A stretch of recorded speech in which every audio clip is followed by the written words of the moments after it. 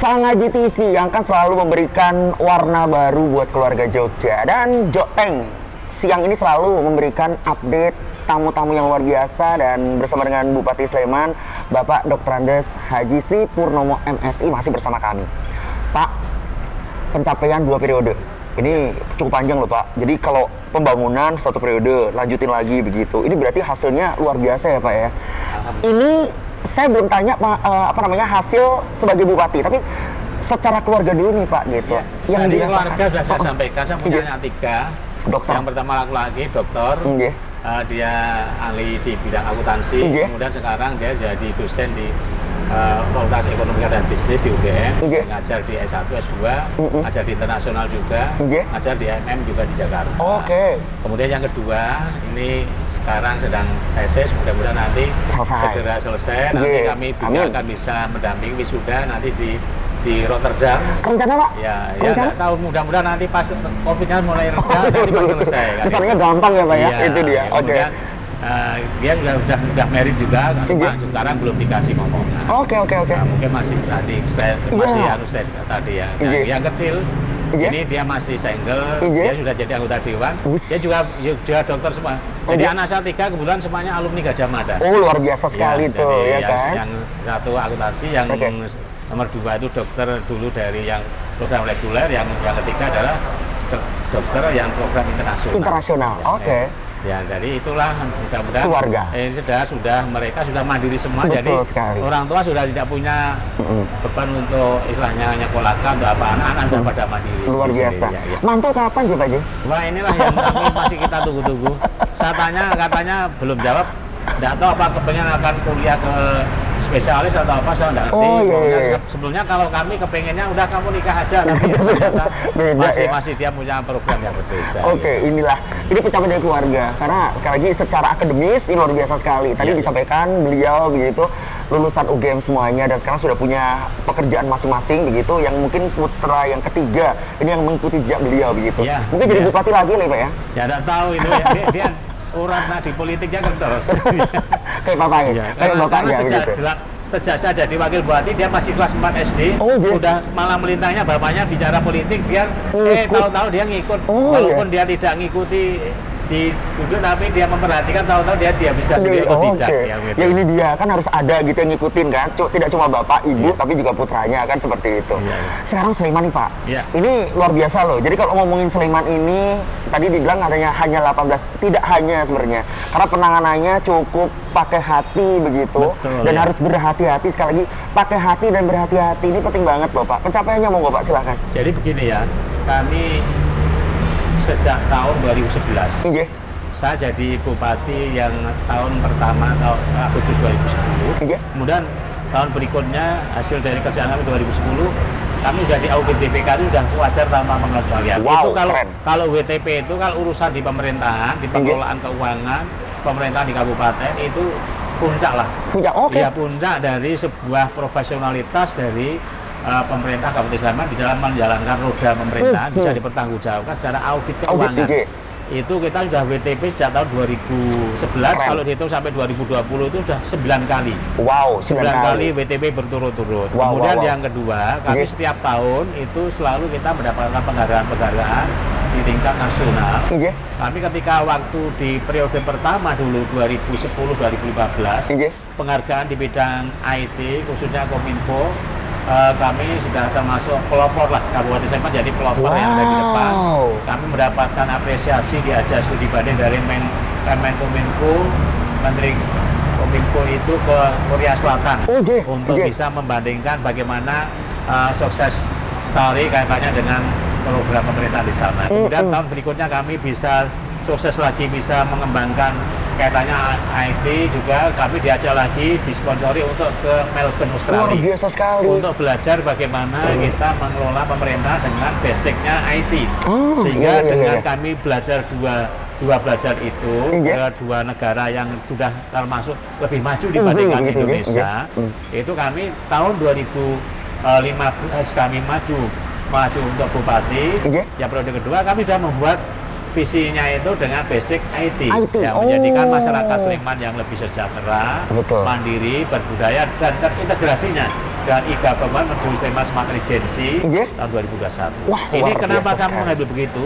Itu karena kami terinspirasi dari dua negara yang sudah lebih maju kaitannya dengan penggunaan IT dalam Pemerintahan. Ya, sehingga ketika Tuh. kami membuat visi di tahun 2015 dan dipraktekkan di Februari 2016, Presiden Republik Indonesia Pak Jokowi waktu itu di Bandung mengumpulkan program Smart City di Indonesia, mencanangkan tahun 2017 dicanangkan untuk dirintis 100 kota termasuk dalam program 100 Smart City. Wow. 100 Smart City di Indonesia. Iya. Kemudian itu mulai diterapkan tahun 2018, awal 2018. Iya. Kami sudah menyiapkan visinya, kerangka kerjanya di awal tahun 2016 sehingga kami langsung bisa cepat luar melarikan begitu. biasa ya kan. Nah, itu sehingga kami mendapatkan kegiatan-kegiatan yang dikelola pemerintah Kabupaten Sleman, kami senantiasa mendapatkan penghargaan dari pemerintah Indonesia. Tuh, iya kan? Jadi beberapa hal yang sebenarnya difasilitasi waktunya seperti itu ya, Iya. tapi ternyata akhirnya di 2018 itu sebenarnya udah ready semuanya Iya. terkait dengan IT yang akhirnya Betul. menjadi salah satu ya percontohan begitu aja, gambarannya Iya, begitu ya betul. Pak ya, percontohan dan akhirnya ya inilah hasil yang ada begitu. Satu hal yang ingin saya tanyakan Pak, ini satu nih, Iya. UMKM, ini lo penting banget loh Pak, ini Iya. terbanyak di Sleman aja Pak aja. Oh ya, Iya. UMKM itu di Jaya Isma Yogyakarta paling Iya. banyak bang di Kabupaten Sleman. Iya, betul itu. Dan UMKM yang menggunakan IT untuk mereka jualan online, Iya. itu data dulu tahun 2018 juga Oh iya. dari apa itu Telkom itu menyampaikan yang Iya. menggunakan WiFi, menggunakan internet untuk jualan online bagi UMKM terbanyak di dunia ada di Kabupaten Luar Sleman. biasa banget. Jadi kalau kemarin iya. itu terkait dengan program Bapak nih, UMKM yang secara virtual kemarin sebenarnya mereka udah ready ya untuk itu, J. Iya, itu kan bagian-bagian dari kita ketika kita berada pada situasi COVID, J. orang tidak boleh hanya dia diam di rumah, tidak ada apa-apa, tidak mengerjakan apa-apa. Kita kalau hanya diam di rumah nanti kita tidak akan bisa bertahan. Nah, itu. Anunya tidak bisa settle. Sehingga mereka dari rumah mereka bisa jualan. Ah, oke. Untuk bisa jualan UMKM perlu didampingi J. oleh pemerintah Kabupaten Sleman, baik itu dari Dinas Perindak maupun Dinas Koperasi dan UMKM. Iya. Koperasi dan UMKM itu dia memberikan guidance, memberikan pendampingan supaya UMKM itu walaupun di tengah pandemi mereka masih tereksis jualan. Oke. Bahkan Mas, Iya. kami kan juga kerjasama dengan 6 startup nasional. Oh, 6 Kita startup. kerjasama dengan Gojek, Iya. kita kerjasama dengan Grab, Iya. kita kerjasama dengan Tokopedia, Iya.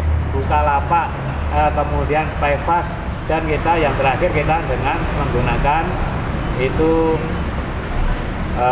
ada 6 ya, jadi 6. Jadi Gojek, Bukalapak, Tokopedia, Grab, kemudian Payfast, yang satu ada Shopee. Oh, oke. Ya. Itu semuanya sudah kerjasama begitu. Kerjasama dan UMKM masuk di dalamnya sehingga no problem ketika terjadi pandemi COVID mereka tetap eksis, bisa jualan, Yes. bahkan ya omsetnya bisa naik. Berarti artinya sebenarnya persiapan untuk mereka itu jauh-jauh hari sebelum COVID sebenarnya, J.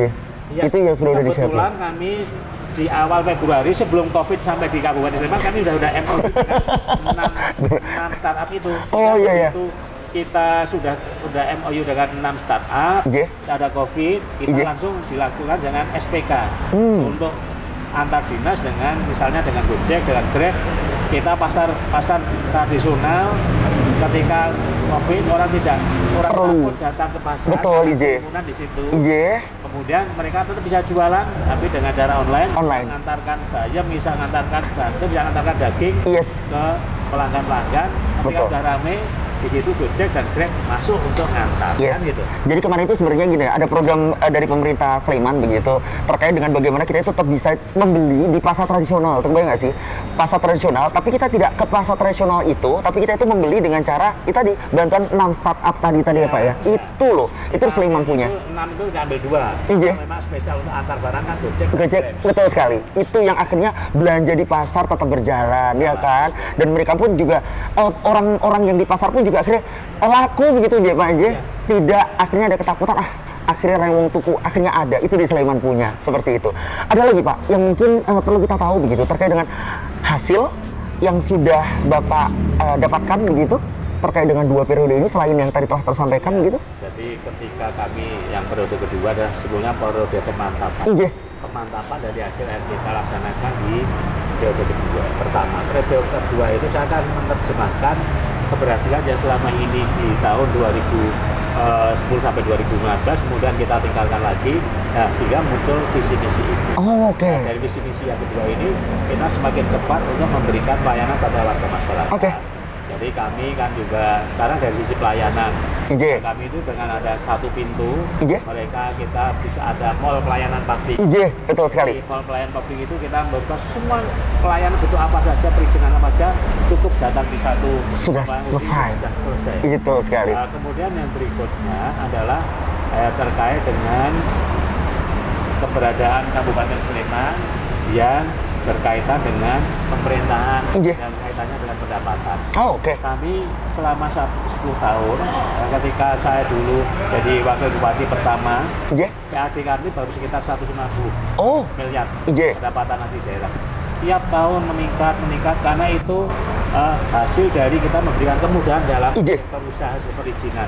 Dan ibaratnya adalah pendapatan kita menjadi meningkat. Kalau pendapatan pemerintah meningkat, otomatis pendapatan rakyat semakin tinggi. Amin, seperti Kemudian itu. berikutnya Iya. adalah kami sampai tahun terakhir ini sudah hampir 1 triliun, Mas. Luar biasa. Ini yang Peningkatan kira-kira 7 kali lipat dibandingkan ketika awal. 10 tahun loh, 2 kali dari Bapak. Tuh kan, luar biasa banget kan? Oke, ini pencapaian yang ada. Masih penasaran? Bapak Sri Purnomo akan menyampaikan apa? Tunggu, karena ada segmen terakhir. Kita di Jok Teng, Mojok Teng Mriki, Sangaji TV, Warna Baru, Keluarga Jogja. Jangan kemana-mana.